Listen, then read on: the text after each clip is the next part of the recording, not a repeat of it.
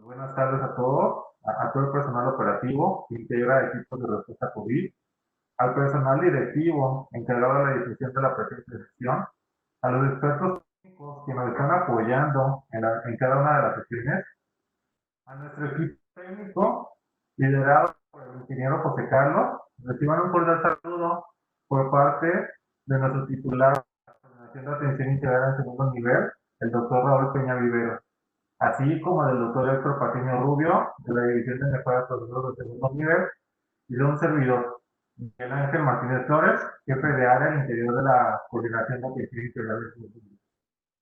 Quiero empezar agradeciendo al Consejo Mexicano de Medicina de Urgencias, a la Sociedad Mexicana de Medicina de Emergencias y en particular en esta ocasión al Consejo Mexicano de Medicina Crítica, quien está participando el día de hoy con nosotros en este esfuerzo en conjunto como un gesto de solidaridad ante la actual contingencia por COVID. Agradezco de primera intención al presidente del Consejo Mexicano de Medicina Crítica, el doctor Leopoldo Abraham Antonio Cano Oviedo, Abraham Antonio Cano Oviedo, presidente del Consejo, por su apoyo en la gestión de expertos clínicos que nos estarán apoyando a través de estos días en la asesoría a distancia.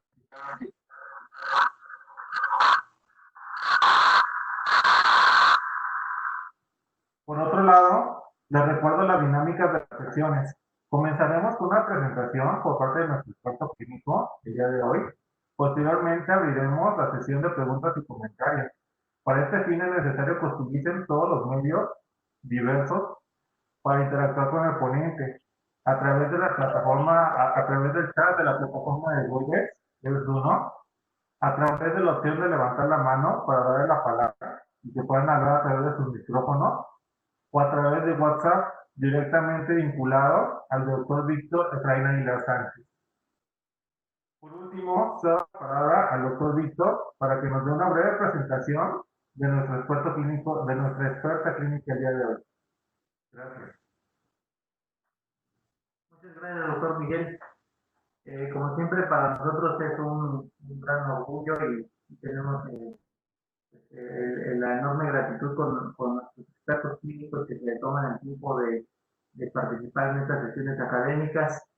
Y pues es para nosotros un honor presentar a la doctora Blanca Estela Herrera Morales. La doctora es especialista en urgencias médico-clínicas.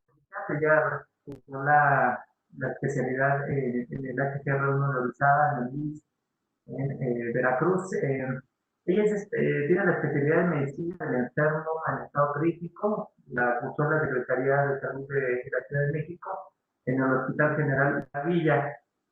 También tiene diferentes posgrados, diplomados, uno de ellos en profesionalización docente en el IMSS, tiene maestría en ciencias de la salud, la cursó en el Centro Médico Nacional Siglo XXI con el aval del Instituto Politécnico Nacional. También la doctora, ella es médica intensivista, adscrita a la HGR 196 en la unidad de cuidados intensivos del Instituto Nacional de Seguro Social. Es médica intensivista adscrita al Hospital Regional de Alta Especialidad de Iztapaluca en la UCI. También es coordinadora de educación e investigación en salud en el HGR 196. Es vocal del Consejo de Medicina Crítica, secretaria del Comité Local de Investigación en Salud 1401. Y bueno, pues ella se mantiene en actualización continua. Ella pues aprobó el examen que realiza el Consejo de Especialidad del enfermo en estado crítico con una recertificación que está vigente del 2020 al 2025 y así podemos citar una lista interminable de logros académicos que tiene la doctora Blanca Estela. Doctora Blanca Estela, bienvenida y muchas gracias por este tiempo y este apoyo que nos otorga. Gracias. Muchas gracias, doctor. Gracias por parte del Consejo de Medicina Crítica, al cual pertenezco, y pues gracias por estar.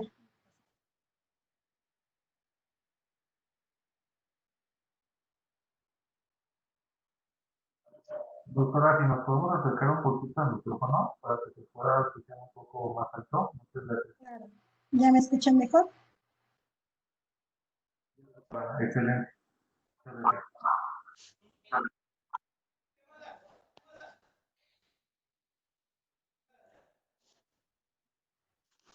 Pues vamos a iniciar.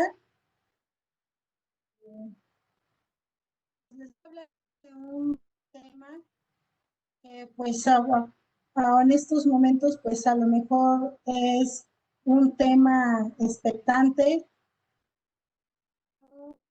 Estamos al 100% en cuestión de reanimación cardiopulmonar en lo que es COVID-19.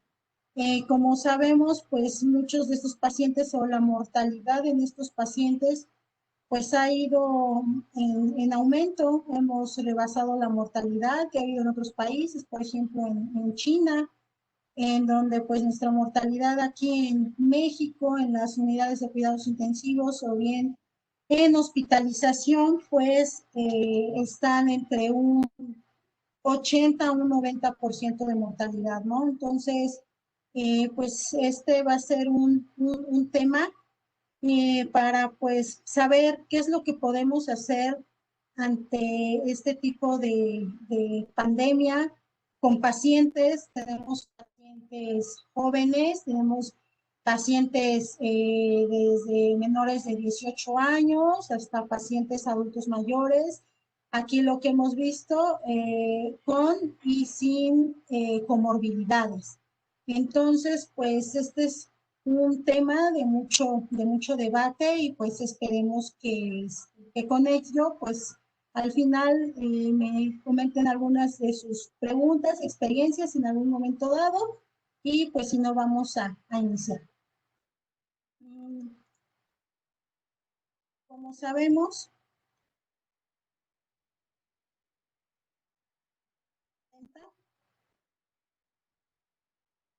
¿están viendo la presentación? Sí, doctora, ya se ve la primera. ¿Sí se está viendo la presentación? Sí, doctora, sí se ve bien la presentación. Sí se ve, sí se ve.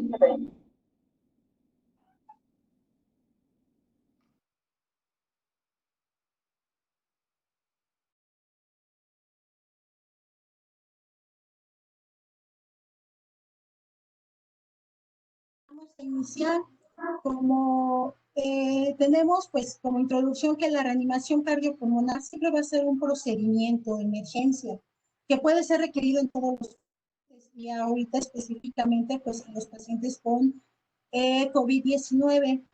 Siempre nosotros en nuestro sistema pues tenemos que estar prevenidos para que cuando se tenga algún caso, pues se dé una respuesta de manera inmediata. Entonces, por lo tanto, pues siempre el reconocimiento de todo esto, tanto la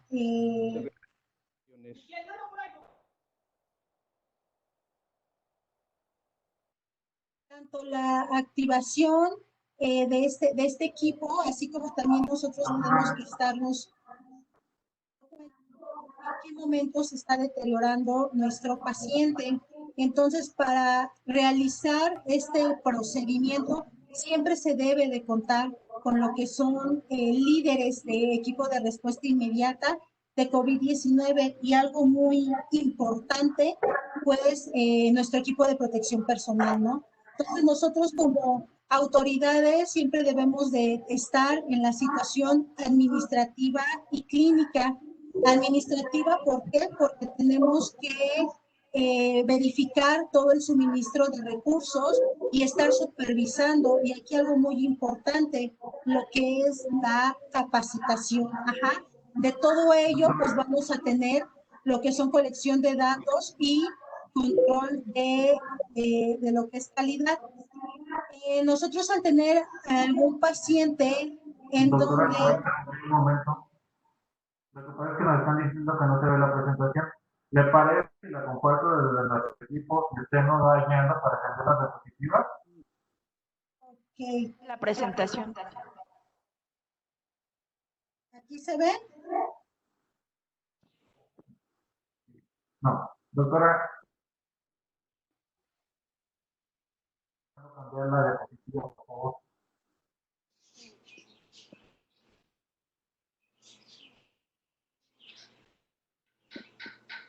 En un momento lo que se pueda.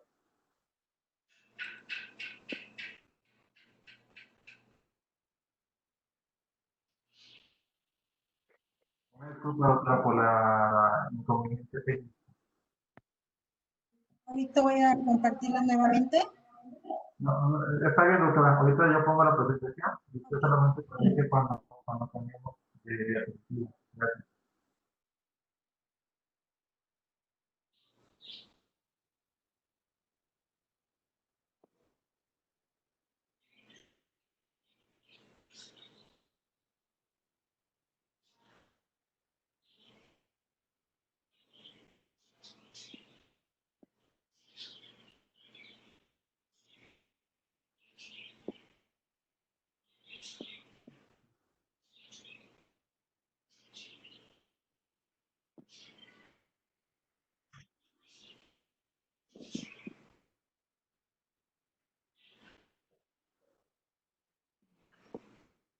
Doctora, ¿alcanza a ver la presentación? Sí, Muy así bien. es. De aquí lo voy controlando, usted nada más nos dice siga como siempre. Gracias. Claro que sí. Bueno, entonces, como estábamos comentando, pues bueno, tenemos siempre que tener una respuesta de atención inmediata a este tipo de pacientes.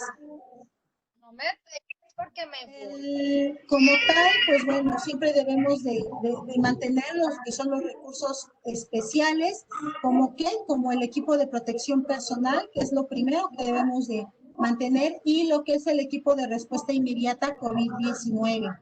Todo esto, ¿para qué? Con la finalidad de resolver en un momento dado ese deterioro clínico de nuestro paciente. La que sigue, por favor.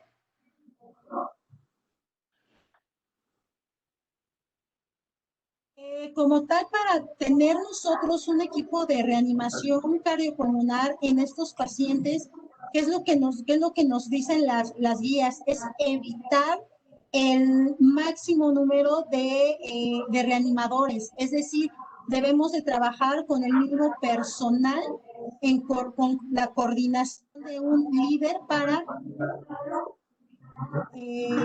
contagios, para evitar lo que es infecciones. Entonces, por lo tanto, debemos de mantener por lo mínimo en un total en un cuarto para reanimar a un paciente debe de ser de 3. ¿Cuáles van a ser estos 3? Bueno, pues el experto en el manejo de lo que es la vía aérea, el integrante que va a realizar lo que son las compresiones torácicas y lo que es el encargado del manejo del monitor, del cardiodesfibrilador y toda la administración de medicamentos. Que en esto, bueno, en esta última, pues pudiera ser nuestro equipo de enfermería. El equipo de enfermería como tal, pues debe de estar encargado tanto del manejo del monitor, deben de estar capacitados para manejar todos los monitores que existen en la unidad, así como también el desfibrilador y pues nuestra administración de medicamentos. La siguiente, por favor.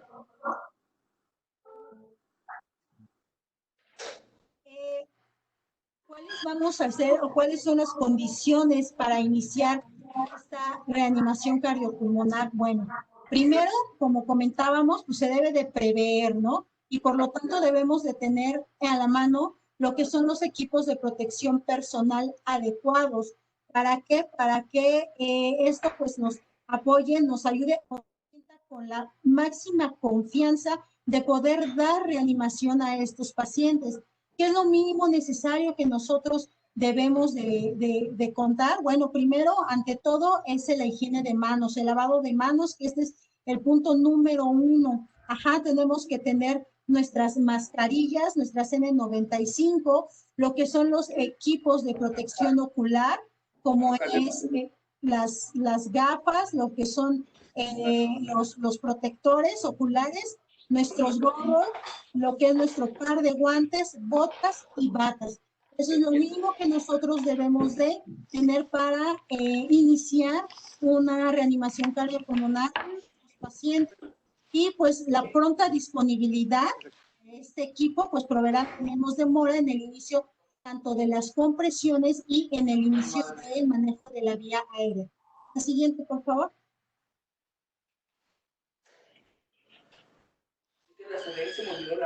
Oh.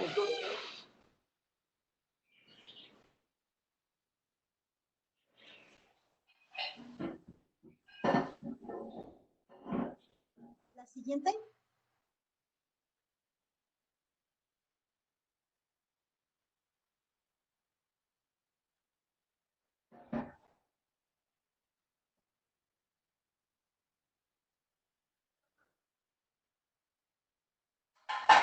¿Sí pueden pasar a la siguiente?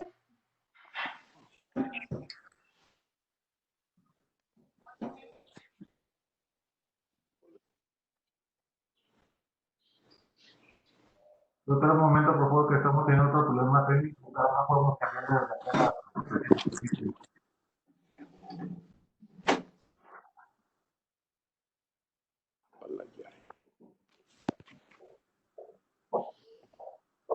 ¿Qué problema tiene el doctor? Lo que pasa es que no me sale la opción para cambiar la diapositiva. Lo estoy intentando cambiar con la fecha y no responde. ¿No le sale qué, perdón? No cambia la diapositiva cuando pulso la flecha de cambio.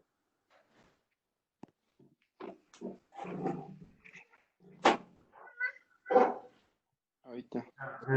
Ya. Gracias, doctor. Bueno, continuando, pues bueno,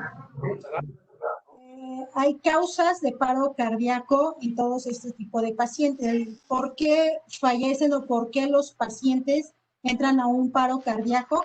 Bueno, pues pueden, uno, las arritmias cardíacas en pacientes hospitalizados. Se comentan en los estudios que hasta en un 19.6% de todos los pacientes que se encuentran hospitalizados en algún piso de COVID, pues refieren a arritmias cardíacas. Esas arritmias cardíacas se incrementan más en pacientes que ya tienen un síndrome de insuficiencia respiratoria aguda, en este caso en la unidad de cuidados intensivos, hasta un 44.4%. Y de todas estas arritmias, las principales son la taquicardia y la fibrilación ventricular hasta en un 5.9%, así como también todos los estados de choque.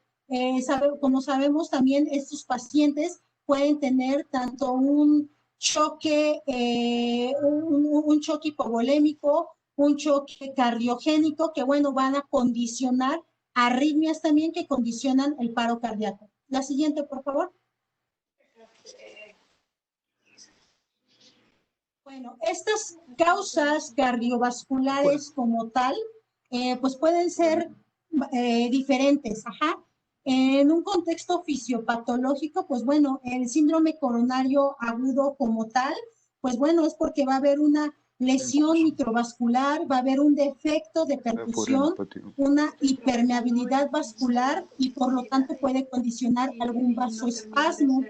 También lo que es una ruptura de la placa o bien aumento de lo que son los trombos, en las cuales también van a condicionar una inflamación endotelial tanto a nivel sistémico y a nivel del endotelio.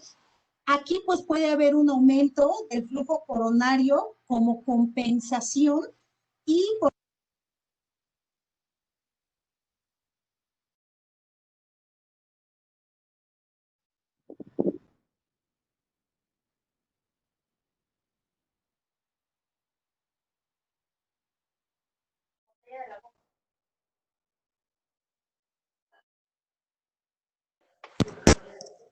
Espera un momento, doctora. Doctor, nada más arriba donde están los usuarios, escríbale AMD para que pueda abrir el de la doctora Blanca. Donde dice buscar en los participantes, arriba, ahí escriba AMD. O donde está la imagen de la doctora Blanca arriba, dele un clic encima de su micrófono para que pueda abrir el micro de la doctora. ¿MD9?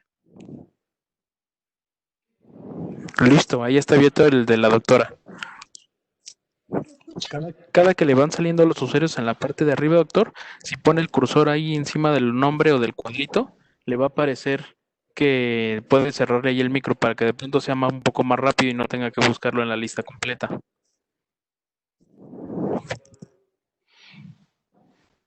Bueno. Listo, doctora Blanca, ya puede seguir hablando. Entonces, continuando con los diferentes tipos de arritmias, pues bueno, pueden ir desde una fibrilación ventricular, una taquicardia ventricular o un bloqueo auriculoventricular que también condicionan pues eventos de paro. Como tal en la falla cardíaca y en lo que es el choque cardiogénico, sabemos que por lesión miocárdica, pues inducida por hipoxia, va a haber un estrés oxidativo y que eso a su vez pues va a condicionar una acidosis intracelular y por lo tanto también puede condicionar un daño mitocondrial. También sabemos que en los pacientes con un SIRA severo vamos a tener una alteración de lo que es el consumo y la demanda de oxígeno. Por lo tanto, va a haber una hipoxia y en un momento dado, pues va a condicionar lo que es una falla cardíaca y un choque cardiogénico.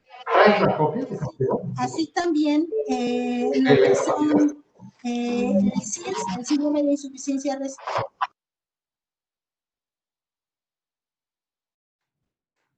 bueno, va a condicionar una disregulación de las citocinas que también condiciona a su vez un síndrome de activación macrofágica y puede haber una inflamación a nivel de todos los tejidos. Como complicaciones tromboembólicas, pues sabemos que lo que es el SIRS va a haber en un inicio una respuesta de disfunción plaquetaria y un estado de procoagulación, que esto a su vez, pues bueno, nos va a condicionar eventos trombóticos tanto a nivel coronario y a nivel pulmonar. La siguiente, por favor.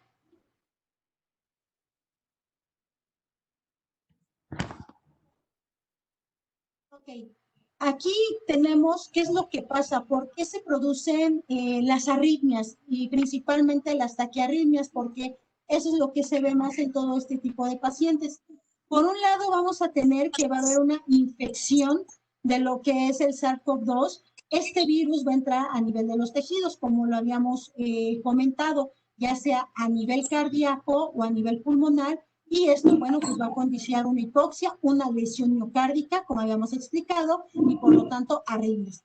Por otro lado, el mismo virus, si entra a un huésped en donde se tenga una respuesta inmune anormal, pues bueno, puede condicionar esta famosa tormenta de citocinas, en donde se va a incrementar principalmente la interleucina. Esta interleucina 6 nos va a condicionar tanto a nivel del sistema nervioso central una hiperactividad simpática y también lo que es cambios en los canales iónicos a nivel cardíaco, o sea, nos va a hacer una miocardiopatía. A su vez, a nivel hepático, esto es muy importante, va a haber una inhibición de lo que es el citocromo P450. Esto junto con el ingreso o la administración de lo que son los macrólidos, las fluoroquinas, va a haber esta inhibición y por lo tanto puede incrementar este QT. Entonces, por lo tanto, es muy importante que antes de administrar cualquier fármaco, ya sean macrólidos, ya sea alguna terapia antiviral, primero debemos de tener en cuenta un electrocardiograma de base para ver este intervalo QT y evitar efectivamente con toda esta situación, pues se tenga arritmias ventriculares, principalmente taquicardia ventricular y la fibrilación ventricular. La siguiente, por favor.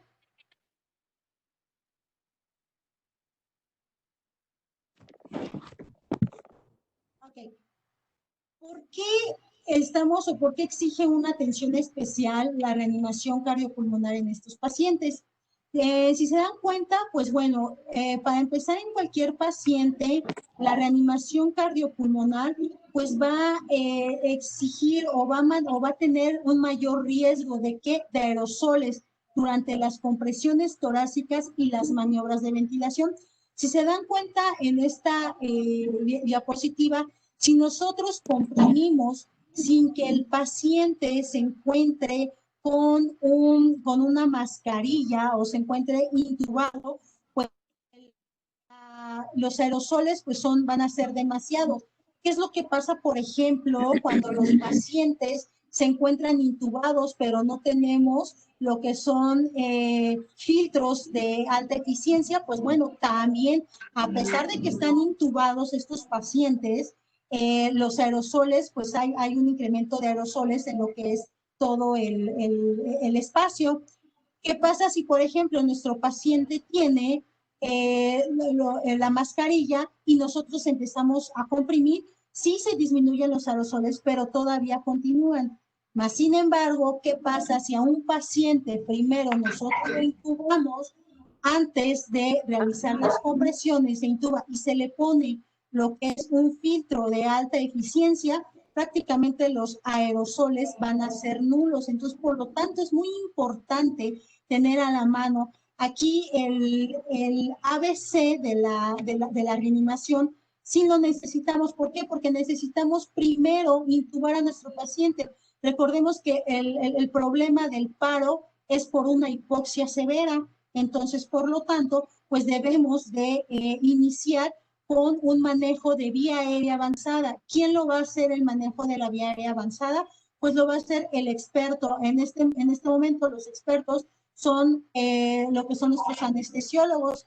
Los anestesiólogos pues van a ser el experto de la vía aérea. Recordemos que entre menos fallida sea la intubación, pues es más probabilidad de éxito de supervivencia en estos pacientes. Entonces, por lo tanto, pues una vez que ya esté intubado este paciente, pues le vamos a iniciar o le vamos nosotros a poner lo que es nuestro filtro de alta eficiencia. Entonces, sí tener en cuenta esto para iniciar nuestras compresiones. La siguiente, por favor.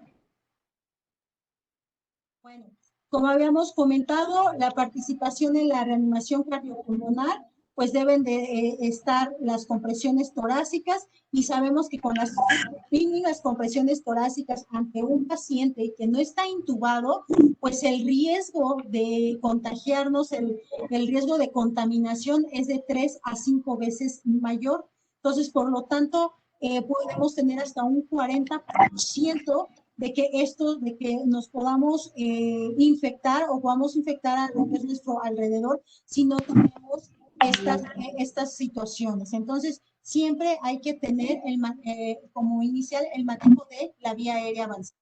La siguiente, por favor.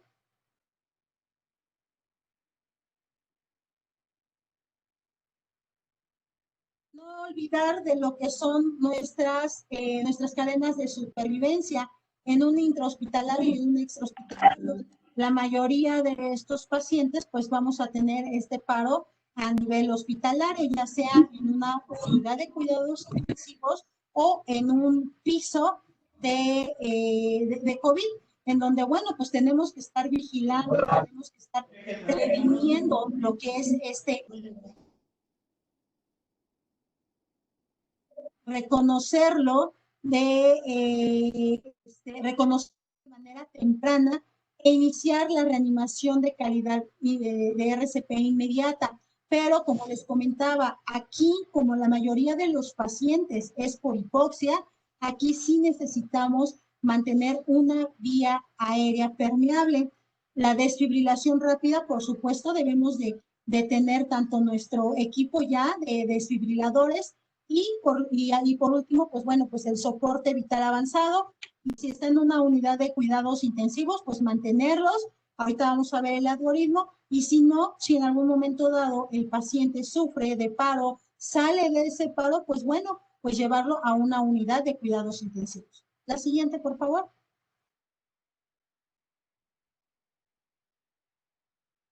Por lo tanto, debemos de estar previniendo.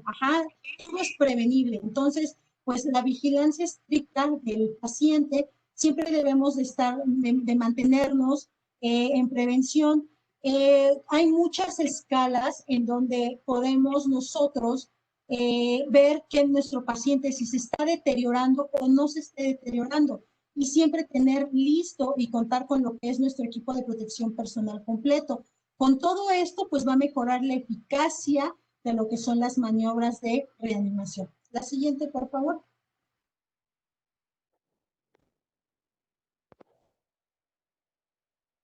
Entonces, ¿cuáles son las escalas donde nosotros podemos guiarnos para saber si efectivamente mi paciente está teniendo deterioro o se mantiene? Ajá. Entonces, pues para eso se está utilizando lo que es la escala NEWS, el score número 2 o NEWS 2, en donde solamente vamos a tener parámetros fisiológicos y le vamos a dar un puntaje. En este caso, bueno, ¿qué parámetros fisiológicos tenemos y que son a la mano, que no necesitamos de algún otro estudio de laboratorio? Pues bueno, es la frecuencia respiratoria, nuestra saturación de oxígeno, si nuestro paciente en un momento dado ya tenía antecedentes de enfermedad pulmonar obstructiva crónica, si utilizaba oxígeno suplementario y si actualmente lo utiliza, la presión arterial sistólica, la frecuencia cardíaca, el nivel de conciencia y temperatura. Entonces, se dan cuenta, todas son variables clínicas que en un momento dado nosotros podemos sacarlas de nuestra hoja de enfermería y que esto también nos lleva o nos conlleva a decir si nuestro paciente va mejorando o bien se va deteriorando. La siguiente, por favor. Entonces, de acuerdo a nuestras calificaciones, como vimos en nuestra diapositiva previa, pues nosotros le vamos a dar un puntaje, una calificación y vamos a ver en dónde es donde tenemos que tener ya como tal nuestro equipo de respuesta rápida COVID. En este caso, cuando nosotros tenemos un 3 en cualquiera de los parámetros, ya nos está alertando, ya nos está diciendo que este paciente puede llegar a deteriorarse. Sin embargo, si tenemos un puntaje de 7 o más en un momento dado que nuestro paciente tenga a lo mejor una frecuencia cardíaca mayor de 25, mayor de 30, respiratoria, una frecuencia cardíaca por arriba de 120, 130, que está saturando por debajo del 90% a pesar del oxígeno suplementario, fiebre, o hipotermia, pues bueno, ya vamos a tener un puntaje por arriba de 7, entonces por lo tanto estos pacientes pueden llegar a requerir como tal un manejo de la vía aérea y una reanimación cardiopulmonar, principalmente cuando nuestros pacientes vamos viendo que durante su estancia pues está con mayor taquicardia o bien con hipotensión, ¿no? Que a pesar del apoyo aminérgico que se les esté dando, bueno, pues estos pacientes conllevan a tener hipotensión, una hipotensión sistólica 70, 40, hemos tenido pacientes con TA de 70, 40, 70, 30, o sea, una diastólica muy, muy baja, entonces estos pacientes de reanimación cardiopulmonar. La siguiente, por favor. Entonces, ¿qué es lo que nosotros podemos hacer desde un triage, desde las urgencias? ¿Qué podemos ver? Pues podemos prever que este paciente también tenga una vía aérea difícil. ¿Por qué?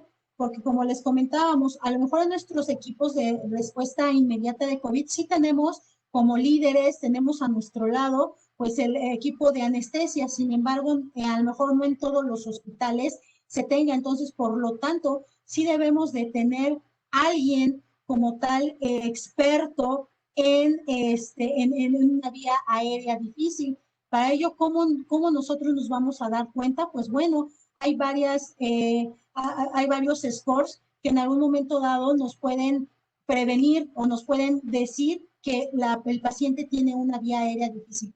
Para esta, pues la que nosotros utilizamos la mayoría de veces, pues es esta, la Lemon. ¿Por qué? porque es una escala muy rápido, es un score muy rápido, en donde la L, pues prácticamente vamos a ver si tiene algún dato para intubación difícil, ¿no? Si el paciente es obeso, si el paciente tiene un cuello corto, o sea, a simple vista, ¿no? La evaluación, la famosa evaluación de los dedos 3, 3, 2, 3 dedos, si es en la apertura oral, 3 dedos, que es en la distancia en el piso de la boca, y 2 de la distancia de la prominencia laríngea a lo que es nuestro piso de la boca. Entonces, bueno, pues todo esto podemos prevenirlo. Malapati, que es nuestras clases para ver en dónde o qué grado de dificultad hay en esa vía aérea, en donde, bueno, pues el grado 1, pues es un paladar blando, se ve el paladar blando, se ve la úvula, se ve las... En el grado 2, bueno, pues nada más se alcanza a ver lo que es el paladar blando, la úvula, lo que son las fauces. En el grado 3, pues nada más se ve lo que es el paladar blando, el base de la úvula, y pues bueno, pues ya en el grado 4, pues apenas si se alcanza a ver solo el paladar blando. Entonces, esto pues también nos puede ayudar a prevenir que si es una vía aérea difícil o no. Si hay obstrucción, si hay obesidad, como les comentábamos, y qué tanta movilidad de cuello. ¿Por qué? Porque también hemos tenido pacientes que pues llevan varios días ya hospitalizados, que no se han movilizado y por lo tanto pues ya tienen cierta atrofia muscular, entonces la movilidad del cuello pues es muy importante. Entonces con todo esto pues nosotros podemos prevenir o podemos ya comentarlos con el equipo o al área de a donde vaya este paciente, que pues se trata de un paciente con una vía aérea difícil y por lo tanto, pues bueno, se deben de estar prevenidos con todo. La siguiente, por favor.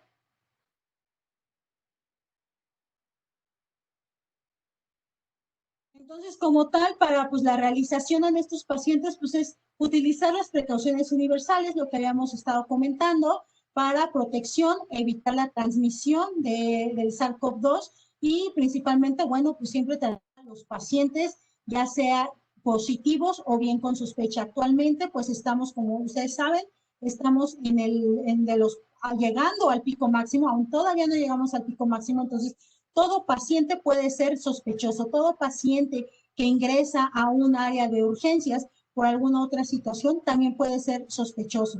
Siempre tener en cuenta la higiene de manos, eso es muy importante, y pues lo otro importante, pues nuestro equipo de protección personal.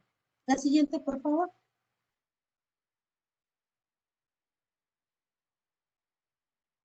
Y pues bueno, ¿qué es lo que nosotros, o con qué es lo que nosotros contamos? Bueno, tenemos que tener una facilidad de acceso a los respiradores, a los N95, a nuestros guantes, batas, protecciones oculares, nuestros gogles. Como habíamos comentado, limitar el número de personal en una habitación. Si vamos a realizar una RCP, no más allá de 3 personas. Debemos, en algunos otros hospitales, pues se pueden prever o se pueden proveer de dispositivos de compresiones externas. Por ejemplo, este equipo de compresiones externas, que bueno, lo ponemos en el paciente y pues ya no es necesario estar o ya podemos evitar alguna cierta contaminación, bueno, con el personal que nos esté dando compresiones, ¿no? Plásticos transparentes también podemos ocupar y lo que les comentaba, los filtros de alta eficiencia. Entonces, esos filtros siempre los debemos de tener, ya sea por si hacemos alguna compresión positiva, una presión positiva, pues utilizarlos en lo que son nuestras bolsas, válvulas, mascarillas. De preferencia, no utilizar las bolsas, válvulas, mascarillas y pues el manejo de la vía aérea pues debe de ser mediante la endoscopía, mediante un manejo de vía aérea avanzada, una intubación y pues ahí sería el experto, ¿no? Para evitar alguna otra situación o estar reintubando a ese paciente. ¿Para qué? Para evitar lo que es la aerosolización. Ajá, hay algunas otras instituciones, pues bueno, pues se han utilizado telemedicina para pacientes ambulatorios de alto riesgo, estar pues monitorizándolos. Esto también es muy importante, la orden médica para tratamientos de soporte vital y la consideración de cuidados paliativos. Hemos tenido que hay pacientes ya con fallas orgánicas, pacientes de la tercera edad, pacientes que ya no desean como tal reanimación, ya no desean intubación. Entonces, a todos esos pacientes sí considerarlos como cuidados paliativos. Ajá. Y de todos los cuidados, ¿no? Tener si vamos a utilizar alguna bolsa, válvula, mascarilla, debemos de tener nuestros filtros de alta eficiencia. Para todo debemos de tener nuestros filtros de alta eficiencia, ya sea para las presiones positivas o bien después de que se intube al paciente en ese momento, tener este filtro o colocarle este filtro. La siguiente, por favor.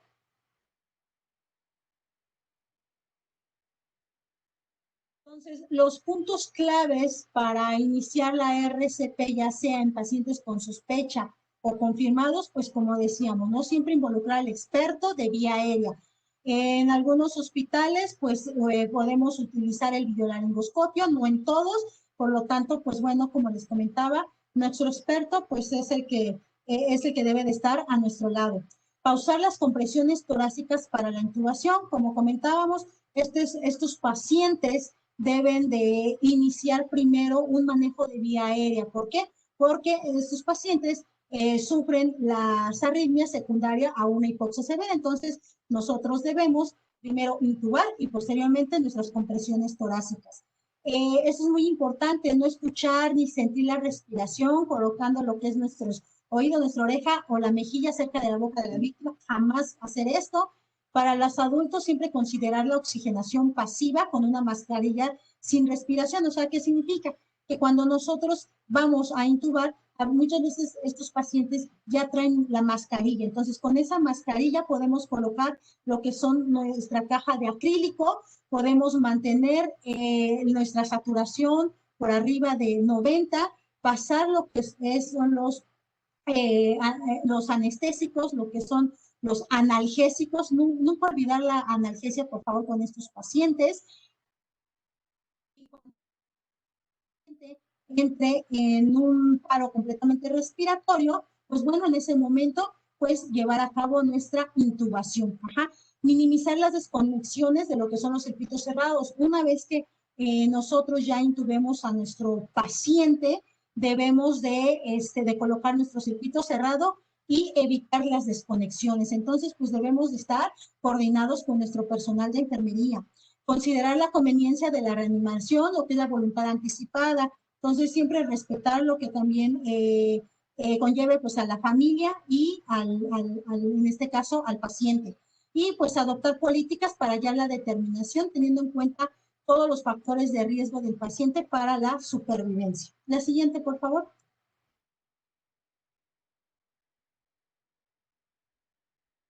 Entonces, ¿qué es lo que hacemos? Se dan cuenta, nuestro algoritmo es igual que el de la AJA, simplemente pues qué es lo que tenemos que priorizar, como les habíamos comentado, la intubación. Entonces, pues en primera instancia, tener todo lo que es el equipo de protección personal, la limitación de nuestro personal, mínimo con 3, considerar el conveniente de la reanimación, iniciar lo que es la reanimación, administración de oxígeno, siempre limitar aerosolización, tener nuestro monitor a la mano, el desfibrilador. Lo que comentábamos es prepararse para intubar.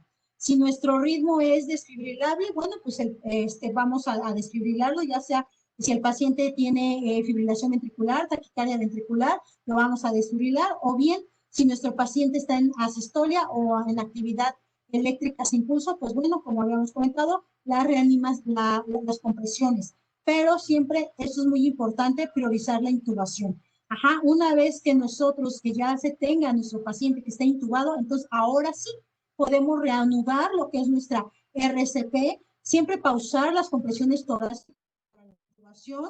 Si la intubación se retrasa, se puede considerar una vía aérea supraglótica, dispositivos de máscaras con nuestros filtros y sellos herméticos, así como la conexión inmediata de nuestro ventilador ya con nuestro filtro de alta eficiencia. Y seguir nuestros algoritmos de RCP, así como de la AJA, RCP 2 minutos, tener ya una vía intravenosa. Si nuestro ritmo es desfibrilable, pues bueno, continuar con lo que son las descargas, la desfibrilación, la desfibrilación y luego nuestras compresiones. Si nuestro paciente se mantiene en una actividad eléctrica sin pulso, si se mantiene en asistolia, pues bueno, pues estar comprimiendo durante 2 minutos, utilizar lo que es la epinefrina de cada 3 a 5 minutos. Perdón, se fue la pantalla, no sé qué pasó.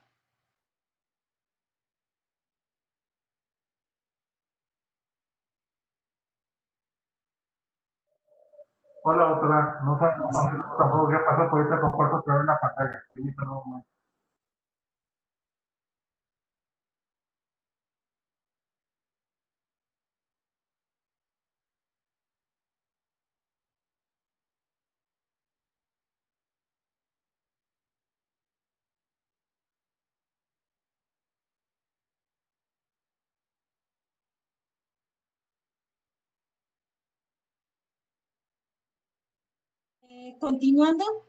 Continuando, pues bueno, vamos a tratar siempre las causas reversibles.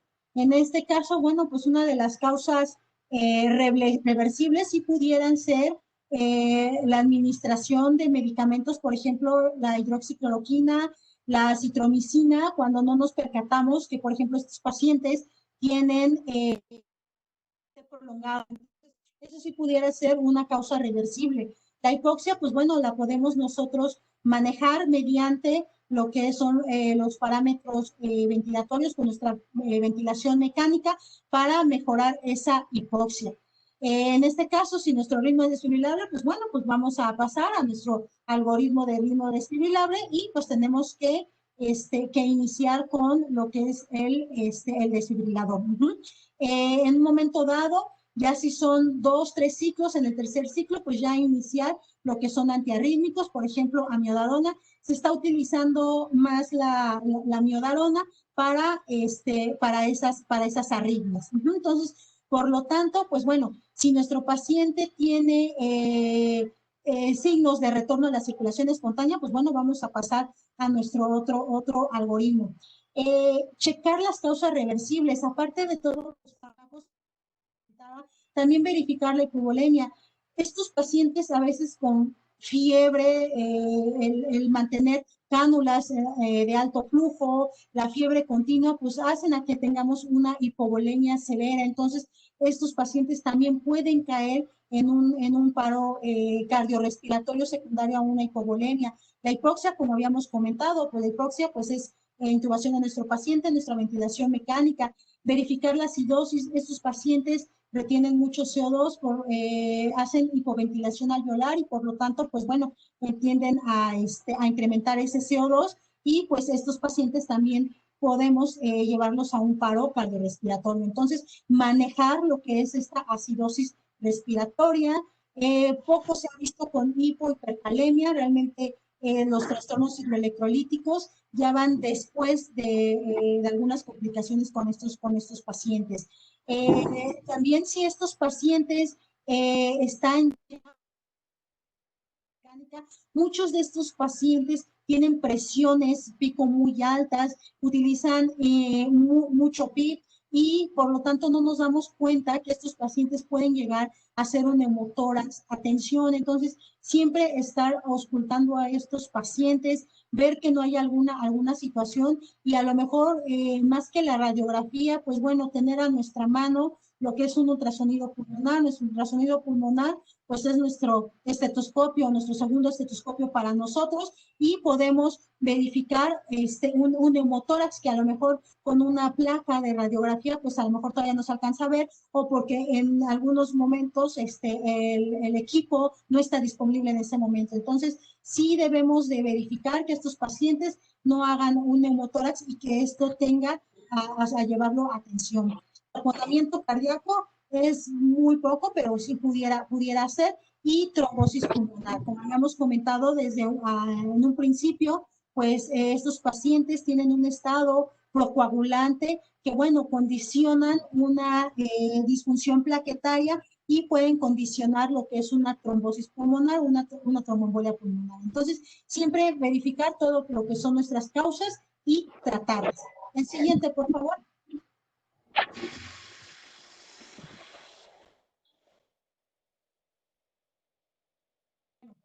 ¿Qué pasa, por ejemplo, con nuestro paciente en posición prono? Muchos de estos pacientes, ya sea intubados, porque sí, la mayoría ya están intubados, pero otros pacientes, por ejemplo, en piso, les pedimos que se pronen con nuestro oxígeno o con las cánulas de alto flujo, van a estar pronados. Y por lo tanto, siempre estos pacientes deben estar monitorizados. ¿Por qué? Porque no nos vamos a dar cuenta cuando estos pacientes entren a lo mejor y condicionen que tengan un paro respiratorio. Entonces, siempre tener monitorización, mínimo la saturación y pues bueno, si están en una unidad de cuidados intensivos, pues bueno, siempre tener nuestro monitor a la vista. ¿Para qué? Para que en cualquier momento nosotros sí podemos verificar si hacen o no arritmias. La siguiente, por favor.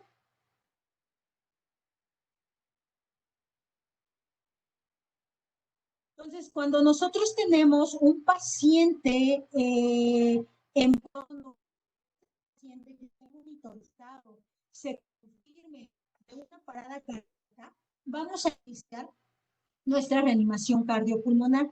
Antes de todo esto, sí tenemos que verificar si nuestro paciente está intubado, primero verificar que el tubo endotraqueal no esté acodado. ¿Por qué? Porque muchas veces estos pacientes, como los tenemos que estar moviendo cada 4 horas, tenemos que estarlos movilizando, muchas veces estos pacientes se les acoda lo que es la cánula orotraqueal. Entonces, a veces condicionan que no entre buen oxígeno, que no entre buena presión y por lo tanto el paciente pues cae en hipoxia, pero pues eso se puede resolver. Entonces, muy antes de iniciar compresiones, siempre debemos de verificar que efectivamente nuestra vía aérea esté permeable o bien la desconexión del ventilador.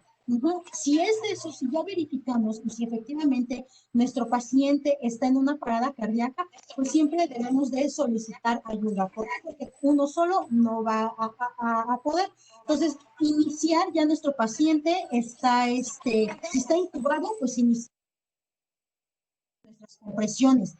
Si nuestro paciente no estuviera intubado, sí tenemos nosotros que colocarlo en supino. ¿Para qué? Para poderlo intubar. Entonces, tenemos que colocarlo en supino.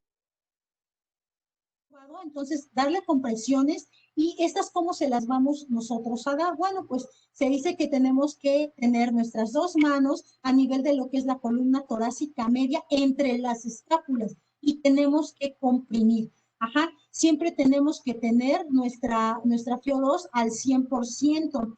Tenemos que colocar estos parches de desfibrilación. ¿Y en dónde los vamos a colocar?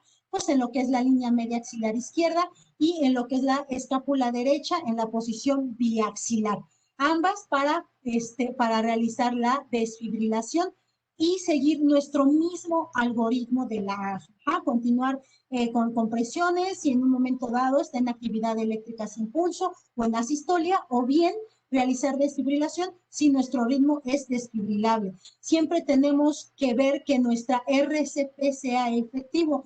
En algunas unidades de cuidados intensivos, pues sí tenemos nuestro equipo de CO2, entonces podemos nosotros verificar. En caso de que no, pues bueno, con nuestro ritmo, con nuestro monitor, nosotros debemos de ver que nuestro RCP sea efectivo y siempre mantener o tratar de mantener esa presión arterial. Ajá. Si todo está bien, podemos continuar con nuestra RCP. En caso de que nuestra RCP no sea efectivo o no seamos lo suficientes para poder manejarlo, pues bueno, tenemos que colocar al paciente en supino. En algunas instancias nos piden que tenemos que tener otra persona que nos ayude a hacer una contrapresión cuando hacemos esta RCP, precisamente para que esta RCP sea de alta calidad, que nuestras compresiones sean de alta calidad. La siguiente, por favor.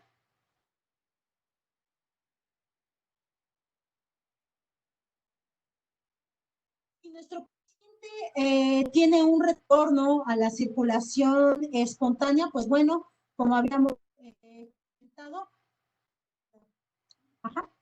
siempre tenemos que optimizar nuestra ventilación, que en este caso no va a ser ventilación va a ser directamente ya no es con nuestro ventilador. ¿Por qué? Porque nuestro ventilador debe de estar preparado, de tener nuestro filtro de alta eficiencia y tenemos que manejar al inicio una fracción inspirada de oxígeno al 100%. ¿Para qué? Para tratar de mantener una saturación de oxígeno del 94%. En pacientes con COVID, pues se ha comentado que con una saturación por arriba de 88, 92%, pues bueno, podemos mantenerla. Considerar siempre el uso de un dispositivo avanzado para la vía aérea y nuestra capnografía y algo muy importante, no hiperventilar a estos pacientes. Siempre tratar nuestra hipotensión. ¿Por qué? Porque estos pacientes ya se les administró medicamentos, se les administró sedantes, se les administró analgésicos que, bueno, pudieran condicionar mayor hipotensión y por lo tanto, pues bueno, requieren que esta sea tratada. Debemos de mantener una meta por arriba de la presión arterial sistólica por arriba de 90 milímetros de mercurio. En caso de tener una presión sistólica por debajo de 90 milímetros de mercurio, pues bueno, podemos utilizar desde bolos intravenosos, ya sea con solución Harman de preferencia, infusión de vasopresor, siempre iniciar con norepinefrina y pues como les comentábamos, ¿no? Considerar cuáles fueron las causas que llevaron al paro a estos pacientes. La mayoría siempre va a ser por hipoxia. Debemos de tener a la mano un electrocardiograma. ¿Por qué? Porque como les comentábamos también, pues estos pacientes en ocasiones tienen arritmia secundaria a diversos fármacos y por lo tanto pues tenemos el fenómeno de un QT largo. Entonces también podemos verificarlo, o bien estos pacientes pueden llegar a tener trombosis, pueden llegar a tener infarto y por lo tanto pues debemos de llevarlos a lo que es una repercusión coronaria. Ajá. Y pues aquí muy importante el control de la temperatura. Desgraciadamente estos pacientes pues por la tormenta de citocinas, el incremento de la interleucina 6 principalmente, estos pacientes tienden a estar con fiebres de 39, 42, 43 grados. Entonces, estos pacientes muchas veces llegan a fallecer con esas temperaturas. En algunos hospitales, por ejemplo, en tercer nivel, si tenemos lo que son los equipos para hipotermia, pues bueno, los podemos iniciar. En otros hospitales en donde no hayan estos equipos, pues bueno, pues podemos iniciar con medidas físicas para tratar de disminuir esa temperatura. Y muy importante, pues considerar que esos pacientes pues deben de estar en una unidad de cuidados intensivos. La siguiente, por favor.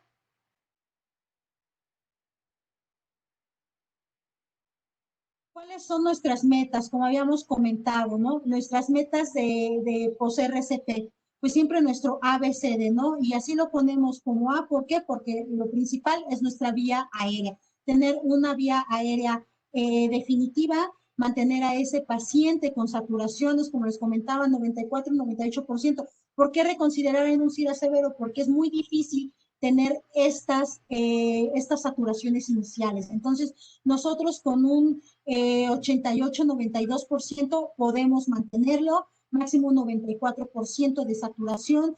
Nuestra presión arterial de CO2 entre 35 y 45 milímetros de mercurio, siempre mantenerlas dentro de parámetros normales.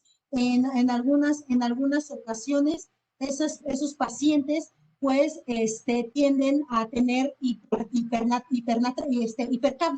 Entonces, por lo tanto, pues bueno, mantener un CO2 por debajo de 50 milímetros de mercurio, que es como lo que nos dicen las guías. Siempre mantener un electrocardiograma de 12 derivaciones. El manejo de la temperatura, como habíamos comentado, y tener siempre nuestro equipo de protección personal para nosotros, para continuar ya sea con las intervenciones que van a generar aerosoles. Y considerar como tal el ecocardiograma es muy importante. El ecocardiograma es lo que nos va a decir si nuestro paciente, qué es lo que está pasando. Fue por causa respiratoria o bien fue por causa cardíaca, ¿no? Tener en mente también angioplastía y pues en algunas otras situaciones nuestra RCP extracorpórea, como lo que es el ECMO. Desgraciadamente, pues no en todos los hospitales pues tenemos a la mano eso, pero pues sí tenemos por lo menos un ecocardiograma. Entonces, tratar y considerar esto para nuestros pacientes. La siguiente, por favor.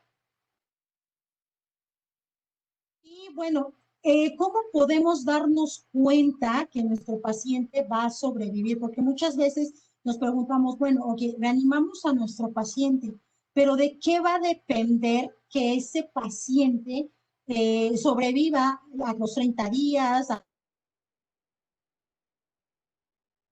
este momento todavía no se han hecho escalas pronósticas con COVID, pero tenemos escalas pronósticas en pacientes que no son COVID. Una de estas escalas en el 2013 fue el GOFAR. Esta escala pues nos dice qué tanto nuestro paciente va a sobrevivir y qué tanto en un momento dado va a mejorar su condición neurológica. Eso es muy importante porque muchas veces, sí, efectivamente, sacamos a nuestro paciente, pero no sabemos cómo va a quedar en nuestra condición neurológica, ¿no? Y cuál va a ser la calidad de vida en estos pacientes. La siguiente, por favor. Entonces, para esto, estas escalas pronósticas sí nos pueden ayudar. ¿Por qué? Porque tenemos todas estas variables. Entonces, son varias variables, puntaje y ver en un momento dado si este paciente va a sobrevivir sin alguna alteración neurológica o ya sea va a sobrevivir pero con alguna alteración neurológica. Entonces, estas variables las podemos sacar, que son, por ejemplo, los años, si el paciente, cómo ingresó, ¿no? Porque muchos de estos pacientes, por ejemplo, a urgencias, pues ya llegan con un deterioro neurológico secundario a una hipoxia, no sabemos de cuánto tiempo, ¿no? Entonces, ya desde ahí, pues podemos prever el pronóstico de estos pacientes, ¿no? Si en algún momento dado existe algún trauma mayor, si estos pacientes también hicieron, porque muchos de estos pacientes llegan también con eventos vasculares cerebrales de tipo isquémicos, si tiene antecedentes de cáncer o ya sea metastásico hematológico, si hay alguna infección documentada, aquí podríamos nosotros agregar lo que es la infección por SARS-CoV-2, la patología no cardíaca al ingreso, una insuficiencia hepática. ¿Y cómo vamos a determinar si hay o no insuficiencia hepáticas? Pues con esto, ¿no? Desde bilirrubinas, si están incrementadas por arriba de 2 miligramos, o bien una AST por arriba de 2 veces de lo normal.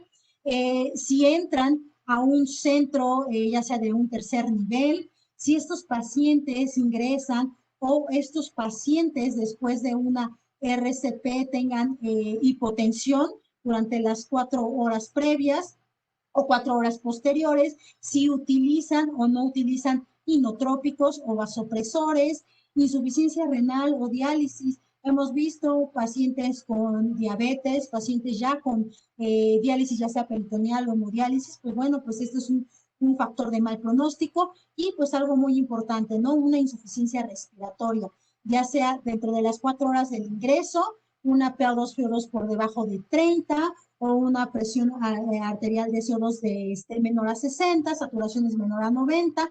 Ajá, entonces frecuencias respiratorias. Hemos tenido pacientes con frecuencias respiratorias entre 40, 60, entonces, pues, o pacientes que llegan ya en paro, ¿no? Y lo que es una neumonía, ya sea activa, documentada, con lo que son, ya sea una tomografía o bien una radiografía. Entonces, si nos damos cuenta, pues todas estas variables, podemos calcular los puntajes. La siguiente, por favor. A veces no es muy buena el sonido. Entonces, yo lo que hice, pues, La siguiente, por favor. Entonces, por lo tanto, pues bueno, esta escala GOFAR nos predice qué tanto de supervivencia es a la alta con alguna discapacidad neurológica mínima. Es decir, si nosotros tenemos de menos 15 a 13 puntos, pues bueno, nuestra supervivencia puede ser media de 3 a 15%.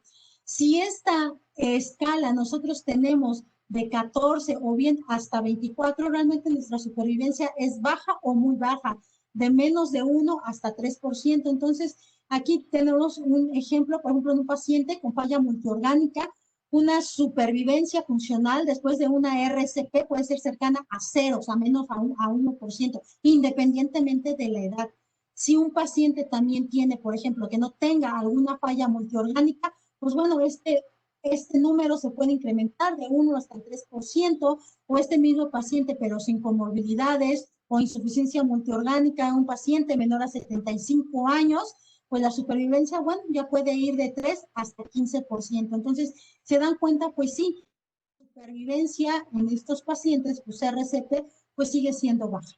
La siguiente, por favor.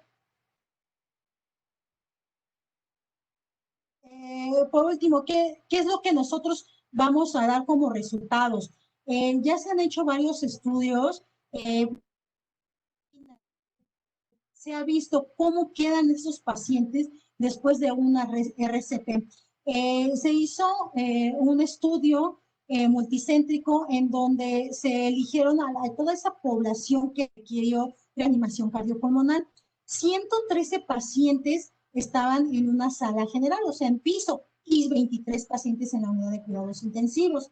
De estos pacientes, de los 136 pacientes, 118 pacientes, como se dan cuenta, no tuvieron retorno a la circulación espontánea, es decir, fallecieron durante la reanimación cardiopulmonar.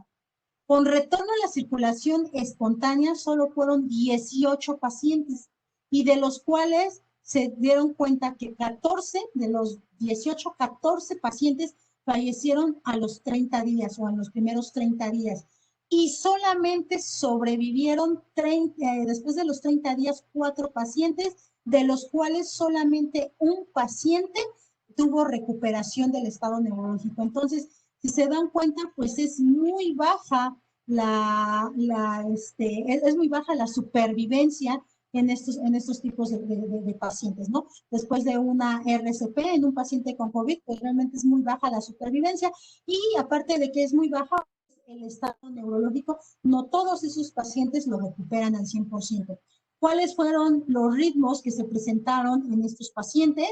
Pues bueno, la sistolia fue en un 89%, actividad eléctrica sin pulso en un 4.4% y la fibrilación ventricular, taquicardia ventricular en un 5.8%. La siguiente, por favor.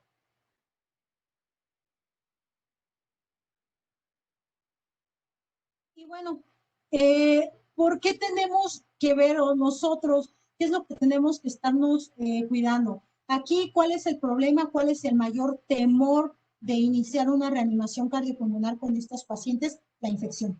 La infección, la transmisión del virus por parte del personal de cuidados de la salud. Entonces, pues sí tenemos que verificar. Este estudio lo hicieron en Canadá, fue en el 2013. Es un estudio en donde también vieron ellos cuáles fueron los factores de la transmisión para este virus en personal de los cuidados de la salud. Bueno, pues ellos encontraron que un riesgo o la probabilidad de transmitirse este virus, pues fue en la primera instancia que el paciente tuviera pues múltiples fallas, ¿no? ¿Por qué? Porque si tiene múltiples fallas, pues estos pacientes, pues nosotros vamos a estar al pendiente, vamos a estar tratando de mejorar esas fallas y estando pues más atentos con el paciente. Entonces, por lo tanto, pues hasta un 17 veces más el riesgo de contagiarnos. La segunda, pues fue que este paciente, bueno, pues tengan un PaO2 menor a 59, es decir, que estos pacientes requieran intubación, pues hasta en un 8 9 veces, hasta 32 veces más el riesgo de podernos contagiarnos cuando estos pacientes pues tienen un PaO2 menor a 59 y que requieren del manejo de vía aérea avanzada.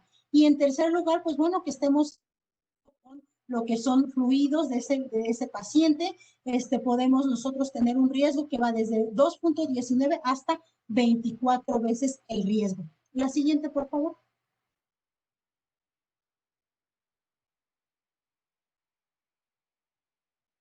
¿Y cuáles son las recomendaciones de las sociedades? ¿Qué es lo que nos dicen para evitar precisamente ese contagio, ¿no? Esa transmisión del virus.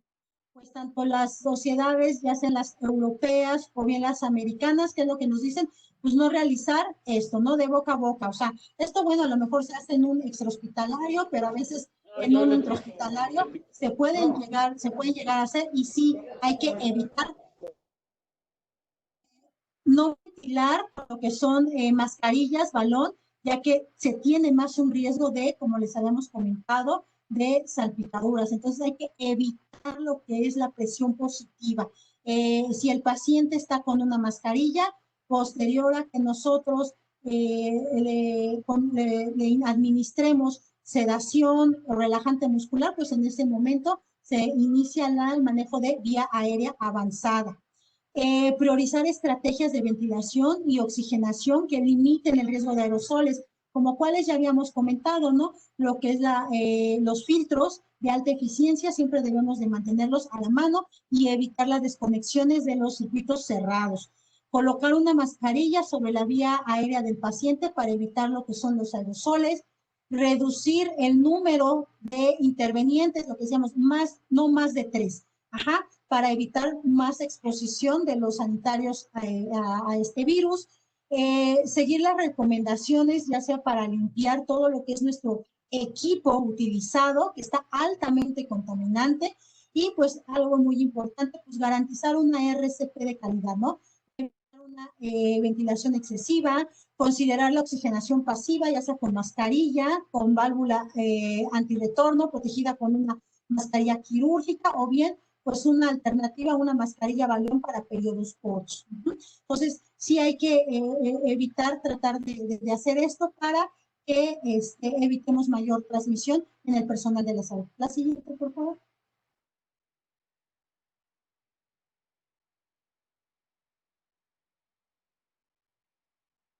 En cuanto a situaciones éticas, pues bueno, esto es muy importante. ¿Por qué? Porque en muchas ocasiones, pues a veces es más el riesgo de exponer el personal médico para una RCP, por ejemplo, en el caso de que un paciente pues tenga múltiples fallas, ¿no? Entonces, aquí sí hay mucha situación ética, están saliendo guías éticas precisamente para los pacientes para RCP. Y bueno, pues aquí más que nada es que siempre deben de ser evaluados, tanto en los servicios de atención prehospitalaria como en el departamento de emergencias, en la unidad de cuidados intensivos, en lo que es en un piso de pacientes COVID.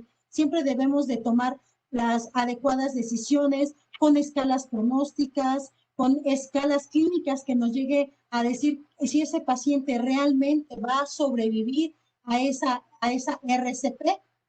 Excelente, podemos iniciarla con nuestras medidas que hemos estado comentando. Si no, pues los cuidados paliativos, como habíamos comentado, ¿no?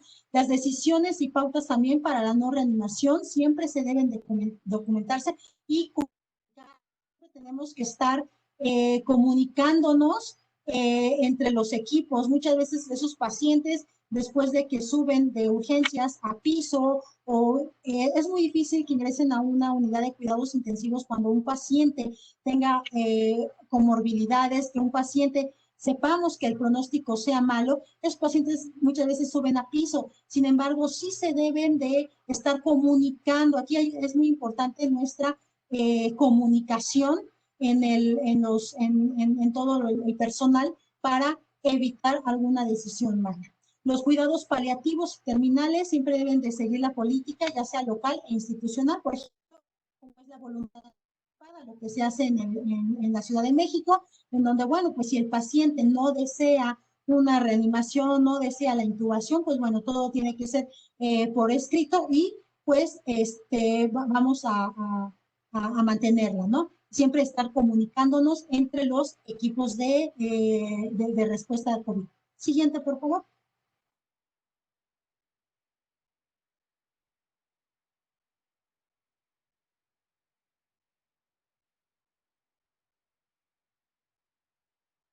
Como conclusiones, pues bueno, la mayoría de los RCP hospitalarios por COVID pues presentan un casi nulo de supervivencia funcional, ¿no? Como lo vimos ya en algún estudio. Las excepciones serán pacientes más jóvenes, sin insuficiencia multiorgánica o sin comorbilidades, o tal vez aquellos que solo tengan pues una insuficiencia, que en este caso pues sería la respiratoria, ¿no? Que tuvieran hipoxia, pues en estos pacientes pues sí, darles la oportunidad mediante una RCP de alta calidad. Y pues bueno, particularmente en ausencia de estas variables basadas en el potencial de supervivencia y el riesgo de daño al proveedor, creemos que la reanimación cardiopulmonar sí es un procedimiento de alto riesgo y que por lo tanto todo el equipo que vaya a hacer esta reanimación pues debe de estar, debe de tener todo el equipo de protección personal y debe de estar capacitado para iniciarlas. Entonces, no sé si tengan alguna duda. Con esto concluyo mi participación. No sé si tengan alguna duda, alguna pregunta. Vamos a contestarlas.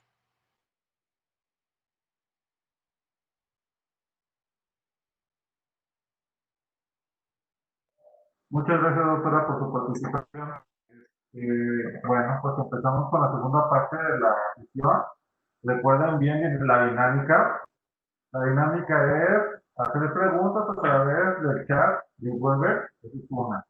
Dos, levantar la mano para ceder la palabra del micrófono para que puedan hacer sus preguntas. Y tres, el WhatsApp directo del doctor Víctor Aguilar Sánchez para mandarle sus preguntas encima de Chile de la misma. Ya salió una pregunta, doctora. La voy a resumir al final. ¿Cuándo sí? Aunque sea un poco repetitivo. ¿Cuándo sí y cuándo no? Está recomendada la RCP en público. Gracias. Cuando sí, bueno, cuando nosotros tenemos un paciente joven, tenemos un paciente que no tiene ninguna comorbilidad, podemos nosotros iniciar. Hemos tenido experiencias con pacientes en tercer nivel, en donde son pacientes que ingresan sin ninguna comorbilidad, simplemente tienen hipoxia, tienen un SIRA severo, no han hecho falla orgánica, no han hecho ninguna otra situación, y pues esos pacientes ingresan ya sea en paro o caen en un paro respiratorio. Entonces, esos pacientes se intuban. Si están en un paro cardíaco, iniciamos la reanimación cardiopulmonar siempre con nuestro equipo de protección personal y podemos mejorar supervivencia. Se ha visto que entre más jóvenes podemos mejorar supervivencia, y también de acuerdo el tiempo. Muchas veces es el tiempo. ¿Por qué? Porque hay pacientes que efectivamente nosotros pueden ser jóvenes, pero la reanimación dura más de 30 minutos. Realmente es un peor pronóstico para el paciente, ¿no? Pero si el paciente inicia, nosotros nos damos cuenta del paro, es presenciado, en ese momento realizar la reanimación cardiopulmonar, y en algún momento dado tiene mayor supervivencia de esos pacientes. Muchas gracias, doctora. No sé si usted puede visualizar las preguntas que están escribiendo. Me veo. Ok, no se preocupe, le apoyamos allí en la lectura. Sí, gracias.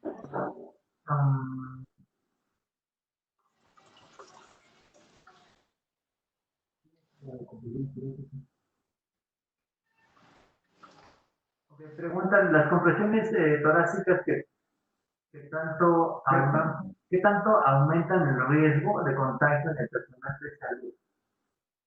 Se ha visto que de 4 hasta 8 veces más.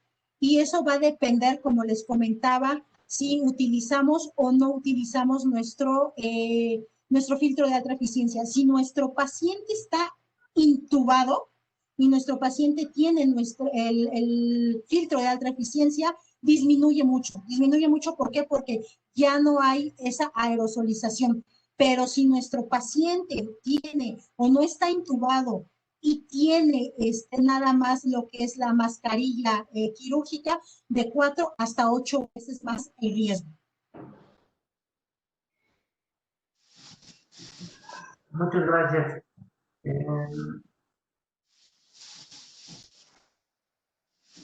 Después de la ponencia mencionan, es recomendable realizar el RCP en pacientes con falla multiorgánica.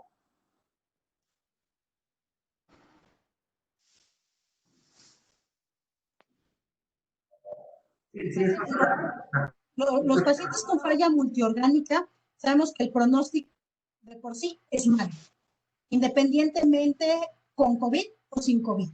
Entonces, si nosotros tenemos un paciente con falla multiorgánica que cae en un paro y que sabemos que el pronóstico es malo, pues ahí sí podríamos decir que podemos darle nada más los cuidados paliativos. ¿Por qué? Porque es mayor el riesgo de que nosotros nos podamos infectar como personal de salud ante un paciente que sabemos que con o sin el virus va a fallecer. ¿Por qué? Porque esos pacientes, la mortalidad, como habíamos comentado en las escalas, por ejemplo, en la de Goffard, en donde dice que es menos del 1%.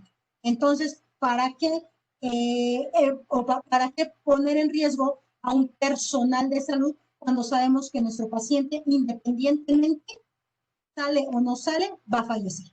Entonces, en un paciente con falla multiorgánica es difícil, pero es más riesgoso para el personal de salud.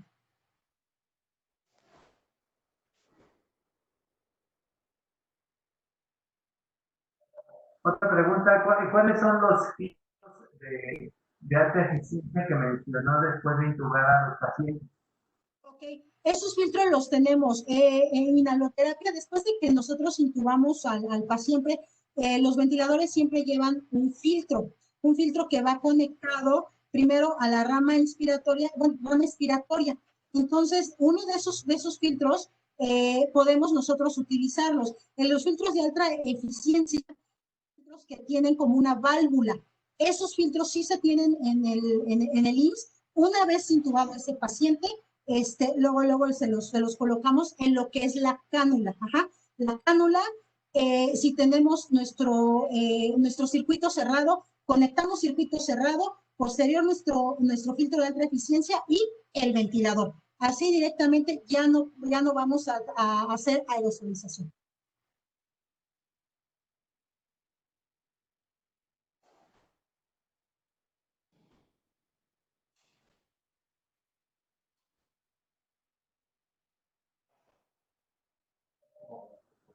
Aquí ponen un comentario, dice, en relación, ok, gracias doctora por la respuesta. Es prioritario tener comunicación con familiares. ¿Qué tan prioritario es tener la comunicación con los familiares de pacientes por falla multiorgánica sobre expectativas de vida? Ya no escucho bien. Sí, es una pregunta de opinión. Dice, entonces, ¿es prioritario tener comunicación con familiares después en pacientes con falla multiorgánica sobre expectativa de vida? Claro, es muy importante. De hecho, de un paciente, nosotros, como comentábamos, siempre tenemos que tener estos antecedentes del paciente y siempre comentarle al familiar que independientemente de las fallas, de que se tenga o no tenga COVID, el SARS-CoV-2, independientemente de ese paciente, va a tener mucho riesgo de fallecer. Ajá, si nosotros le sumamos que la principal falla va a ser la respiratoria y que por ende esos pacientes pueden caer en un paro cardiorrespiratorio, pues bueno, la mortalidad es de un 80-90%. Siempre tener esa comunicación con los familiares. ¿Por qué? Porque muchas veces ellos refieren que ingresan ya sea descompensados de su diabetes, descompensados de su enfermedad renal crónica y a su vez, pues bueno, tienen neumonía.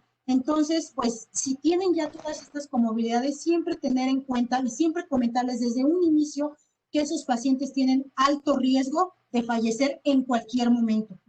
¿Por qué? Porque ellos también comentan, muchas veces están en comunicación ahorita con la situación de lo que son las tabletas y todo, muchas veces están en comunicación con sus familias adentro y afuera.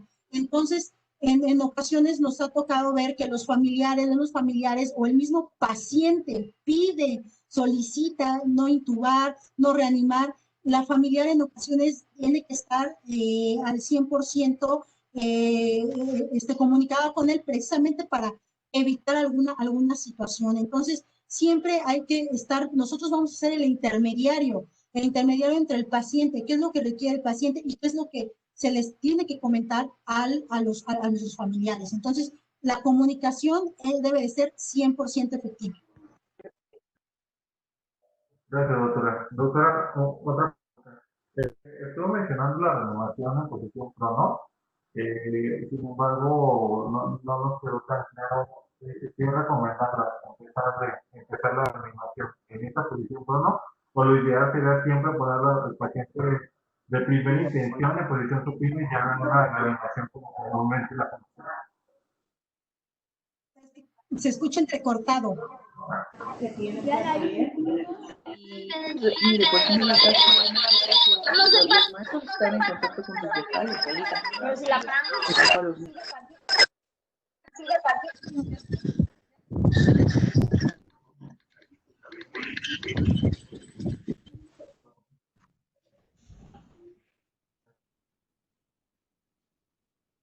Bueno, ¿voy a doctora?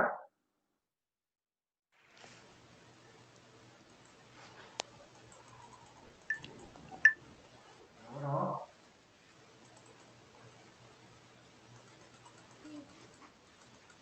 No sé si pueda volver a... Claro que sí, doctora. En cuanto a la reanimación cardiopulmonar en posición prono, cuando el paciente está en posición prono, no nos quedó tan claro si es recomendable dar de primera intención la reanimación en esa posición o siempre se debe considerar el favorecer la posición supina para iniciar.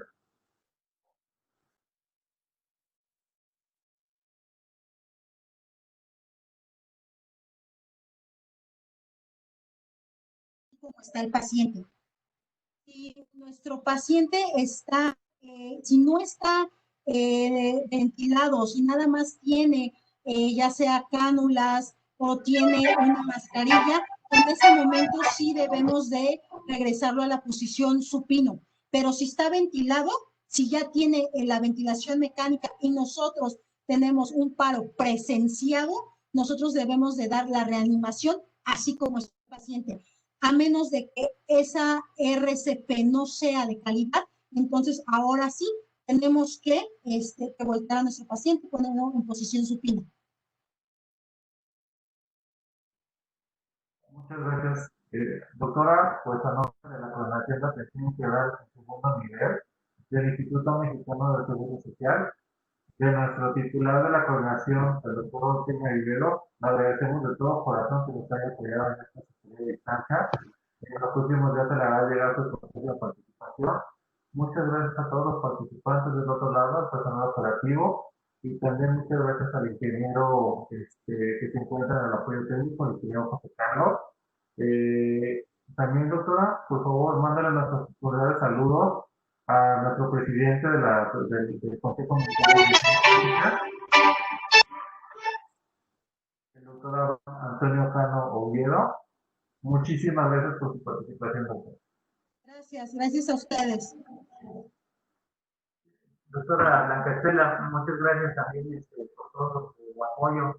Le haremos llegar también su constancia correspondiente a esta participación. Muchísimas gracias. Además, quiero darles el siguiente mensaje. Bueno, por favor, nos faltan cuatro sesiones, todavía tenemos afortunadamente espacio para 4 sesiones más. Las 4 son igual de importantes y muy útiles para todos los equipos operativos, equipos COVID. Les recuerdo que el día de mañana es la sesión de COVID en pediátricos. La próxima semana tendremos COVID en pacientes embarazadas y así sucesivamente son los otros temas de gran relevancia. Les pido de favor que si alguien no tiene las ligas de las siguientes sesiones, por favor escríbanme un mensaje, un WhatsApp al 55 85 74 21, porque es mi número celular, 55 85 74 21. Les pido también, por favor,